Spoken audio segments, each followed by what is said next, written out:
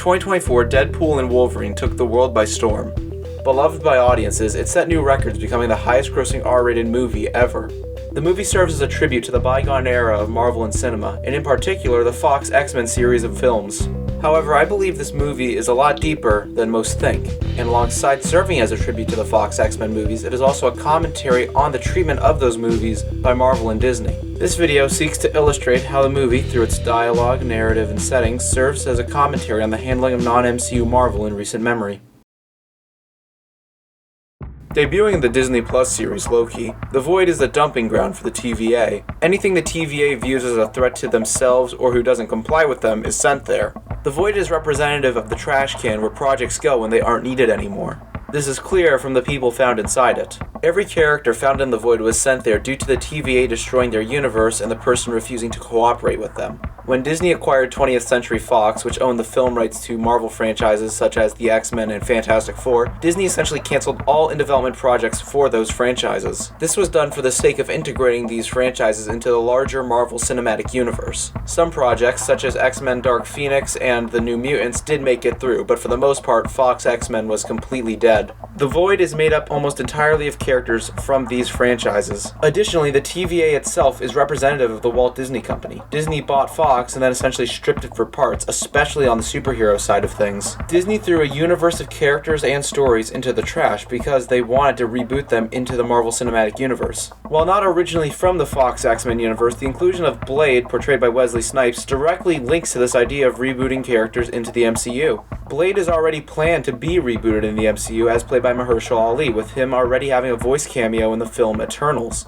With the new version of Blade ready, there's no reason to use Wesley Snipes' version, which is why he's in the Void with everyone else. This is again seen with characters like Pyro and Juggernaut, who are also present in the Void. There's no purpose for these characters as they are to be brought to the MCU, so they're just left to rot in the Void. It should be acknowledged that the Void is also representative of development hell. In particular, the inclusion of Lara, aka X-23, and Gambit in the Void work with this idea, since both had projects in development before being shelved when Disney bought Fox. Next, we must go deeper by looking at the character Gambit, his behind-the-scenes history, and his dialogue, to see how it connects with this concept of the Void as Disney's dumpster.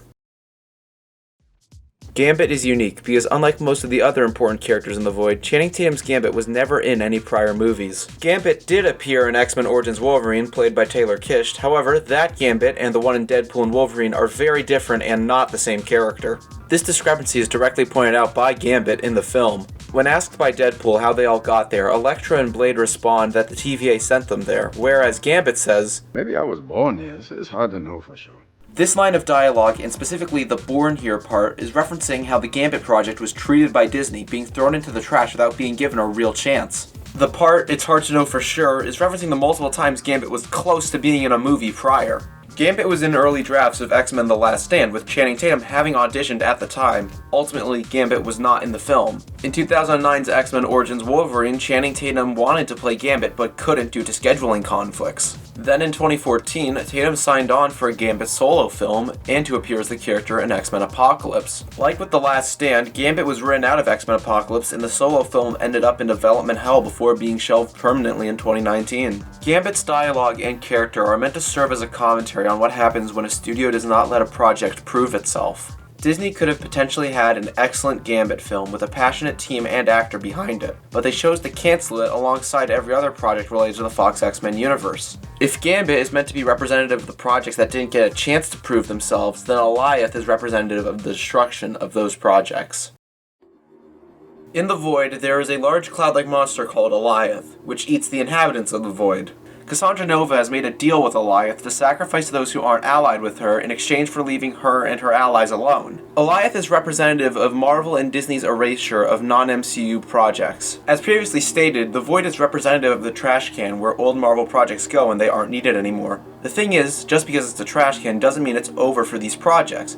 Just because a project gets shelved doesn't mean it won't be returned to. It may be slim, but there's always a chance a project will come back. For instance, X-Men 97, released in 2024, is a continuation of the 90s X-Men animated series. While technically not related to the X-Men films, it is something that should be noted here as a project that did come back. Elith is Disney ultimately taking out the trash and canceling these projects forever, making sure they never see the light of day or have the chance to prove themselves. Elith is the film's depiction of the final nail in the coffin, canceling these projects and destroying what could have been. If Elith is representative of Disney's destruction of non-MCU Marvel projects that were in development or didn't have the chance to prove themselves, then similarly, Mr. Paradox is representative of Disney destroying already made projects that have proven themselves. Mr. Paradox serves as a secondary antagonist alongside Cassandra Nova. He believes that timelines in which anchor beings are killed should be destroyed rather than slowly fall apart. He sees this as a mercy killing. Elith destroys what could be, whereas Mr. Paradox destroys what was. Mr. Paradox is representative of the decision by Disney and Marvel to not continue the Fox X-Men universe. This is clear through his actions in the film. Early on, when Mr. Paradox offers Deadpool, "You join the sacred timeline, and you end your days of insignificance and mediocrity." His use of the words insignificance and mediocrity are notable here. In the 2010s, the MCU was consistently more successful than the Fox X-Men films. The X-Men films were treated as not as important as the MCU movies. In addition to this, every X-Men film after 2014's X-Men Days of Future Past were unsuccessful critically and commercially, hence why Mr. Paradox uses the word mediocrity when describing Deadpool's timeline. The only X-Men films to be successful commercially and critically in the late 2010s were the Deadpool movies and Logan. Since Wolverine died at the end of Logan, that left Deadpool as the only piece of the Fox X-Men franchise worth being brought directly to the MCU. Mr. Paradox, being representative of the decision to end the Fox X-Men franchise, is directly contrasted by Deadpool, who represents the fans' desire to see that franchise live on. Deadpool as a character is incredibly unique in that him breaking the fourth wall is not just a surface level gag. He is completely aware that he is fictional and in a movie. This is why he does things like stapling a Hugh Jackman mask to his face in the first Deadpool movie, referencing the two's connection in the comics, and how Deadpool was given Wolverine's powers through the Weapon X program. That part of his origin is non-existent in the movies. He shouldn't be aware of any connection between the two, but he does. This external knowledge doesn't end there. In Deadpool 2, during an action scene where Deadpool doesn't believe his teammate Domino's superpower is luck, he says, "I mean, luck? What coked out, glass pipe sucker came up with that little chestnut? Probably a guy who can't draw feet!"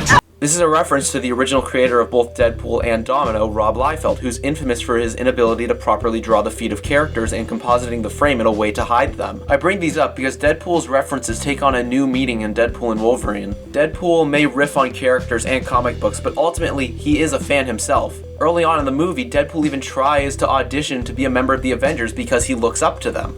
Later on, when Deadpool meets Johnny Storm and mistakes him for Captain America, he gets excited because, like his comic book counterpart, he idolizes Captain America. When Deadpool encounters a Wolverine variant portrayed by Henry Cavill, he begins to geek out. This is a reference to Henry Cavill being a popular fan cast for Wolverine in the MCU. What I'm getting at here is that Deadpool is an audience surrogate representing the fans. Deadpool himself represents the fans who want more from the Fox X-Men universe.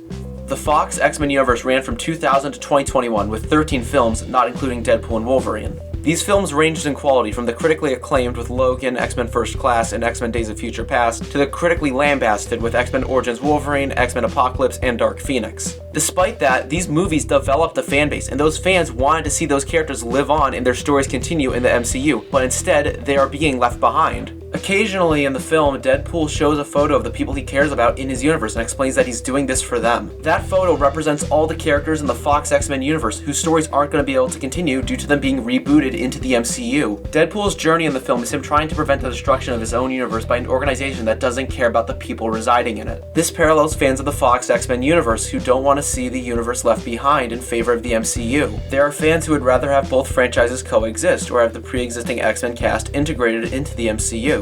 Unfortunately for those fans, it's not going to happen, and Deadpool is one of those fans. He doesn't want to leave everyone in his universe behind because, despite its problems, he does love it. All of this connects back to the idea that this movie is a commentary on the treatment of the Fox X-Men universe by Marvel and Disney. Deadpool doesn't want to become part of the MCU unless everyone else can as well, just like how older X-Men fans don't want to see the universe they grew up with come to an end just so it can be rebooted in the MCU.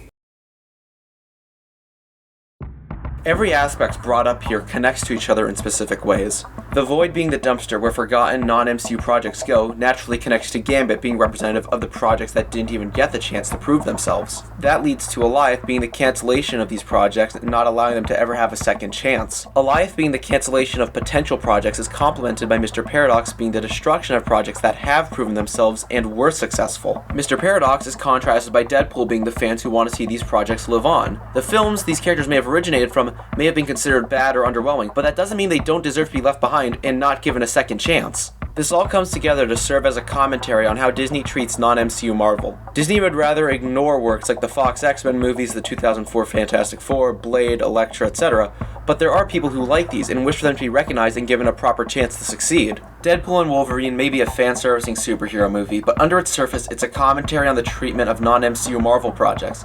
Disney cut their losses when it came to the Fox X-Men universe and left potentially successful projects on the cutting room floor. This movie shows that those projects and stories deserve to be told, and it was wrong for them to be left behind. Thank you for watching. Source out.